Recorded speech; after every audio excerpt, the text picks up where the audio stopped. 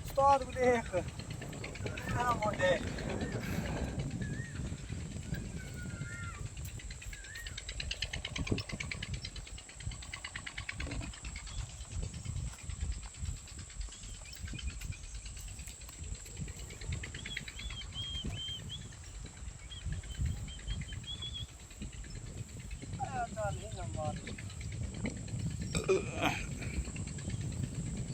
ਦੇਖ